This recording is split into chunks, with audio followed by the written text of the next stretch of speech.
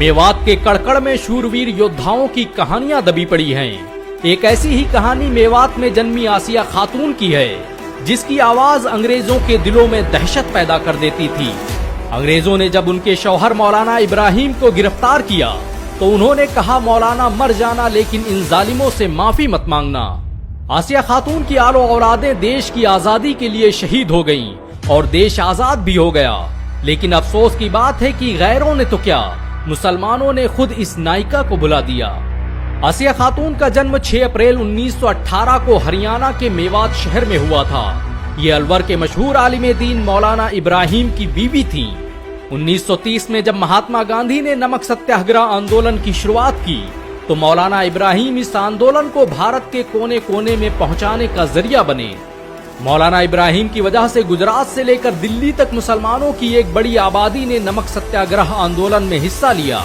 और जब 5 मई 1930 को अंग्रेजों ने गांधी को गिरफ्तार किया तो उनके साथ मौलाना इब्राहिम और मौलाना हिफ्जुर रहमान सोहरावी जैसे आलिम दीन भी जेल की सलाखों में डाल दिए गए।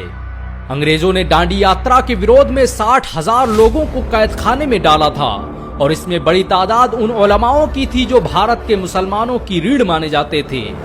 इन उलमाओं की फहरिस्त में मौलाना इब्राहिम के साथ मुफ्ती किफायतुल्लाह, मौलाना अहमद सईद देहलवी, अताउल्लाह शाह बुखारी, मोहम्मद मियां देवबंदी और मौलाना बशीर अहमद जैसे लोग शामिल थे।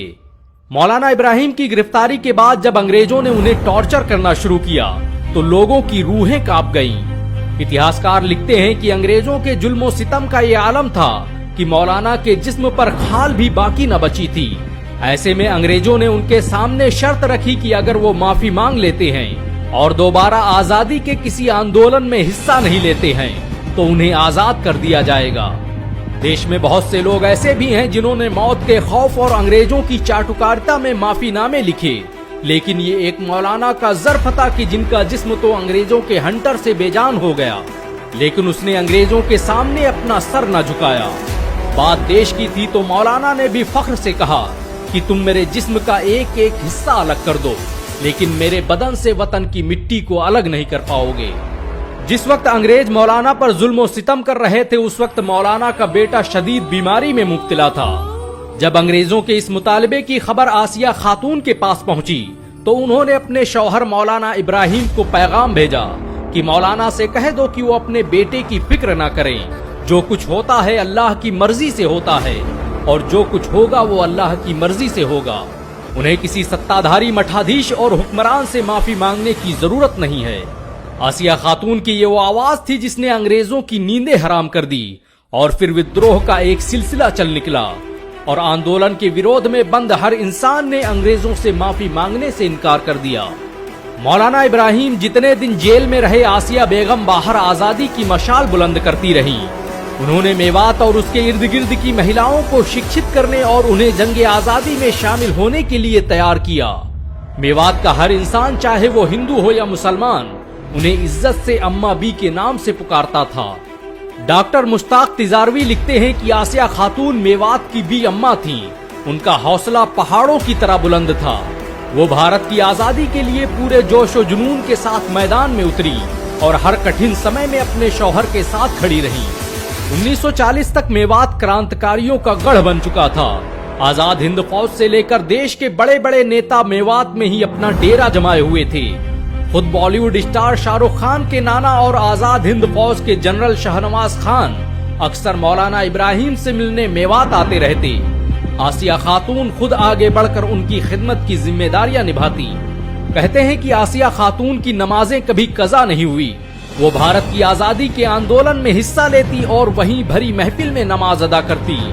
बहुत कम लोग जानते हैं कि आसिया खातून तबलीगी जमात के संस्थापक मौलाना इलियास की शागिर्दा भी थी और खुद मौलाना इब्राहिम तबलीगी जमात का हिस्सा थे। मेवाती महिलाओं में तबलीगी जमात को पहुंचाने का काम आसिया खातून ने ही अंजाम दिया था। आसिया खातून ने भारत की आजादी के लिए जो किया वो आज तक कोई नहीं कर पाया। उन्होंने मेवात में महिलाओं के कई संगठन बनाए और घर घर जाकर क्रांति की मशाल को जलाने का काम किया। आसिया खातून के माँ बाप का साया बचपन से ही उठ गया था, लेकिन वो मेवात के लाखों लोगों के लिए माँ बाप का दर्जा रखती थी। आजादी के बाद भारत में जब फसादात का दौर शुरू हुआ तो उसने आसिया खातून को तोड़ कर रख दिया और ये जख्म ताउम्र उनके साथ जिंदा रहा। देश के लिए अपना सब कुछ कुर्बान कर देने वाली इस महान वीरांगना को यकीन नहीं हो रहा था कि जिस देश के लिए उसने इतनी कुर्बानियां दी हैं, उस देश के लोगों को धर्म की बुनियाद पर कत्ल किया जा रहा है। आसिया खातून आजादी के बाद भी कई सालों तक जिंदा रहीं। उन्होंने हजारों बेघर मुसलमानों को विस्थापित करने का काम किया और जब आजादी के बाद उनके पति मौलाना इब्राहिम मेवात के एमएलए बने तो उनके साथ समाज सेवा में लग गई। 18 दिसंबर साल 1995 को 78 साल की उम्र में उनका इंतकाल हो गया। आसिया खातून ने अपनी पूरी जिंदगी देश की अस्मिता, अखंडता और सुरक्षा के लिए कुर्बान कर दी, लेकिन ये अफसोस की बात है कि गैरों ने तो क्या, खुद मुसलमानों ने इस महान नायिका को हमेशा के लिए भुला दिया। असदुद्दीन ओवैसी ने पिछले साल आसिया खातून की फोटो को ट्वीट करते हुए लिखा था कि आज हम आजादी की नायिका अम्मा बी आसिया को याद कर रहे हैं, जिन्हें लोगों ने भुला दिया है। अगर आप ये वीडियो देख रहे हैं तो आपसे गुजारिश है कि इस वीडियो को लाइक और शेयर जरूर करें ताकि आजादी के इस गुमनाम चेहरे को फिर से जिंदा किया जा सके। अगर एक मुसलमान होने के नाते आपको गर्व महसूस हुआ हो तो इस वीडियो को लाइक और शेयर जरूर करें। ऐसी और वीडियो को देखने के लिए हमारे चैनल को सब्सक्राइब करें, घंटा जरूर दबाएं।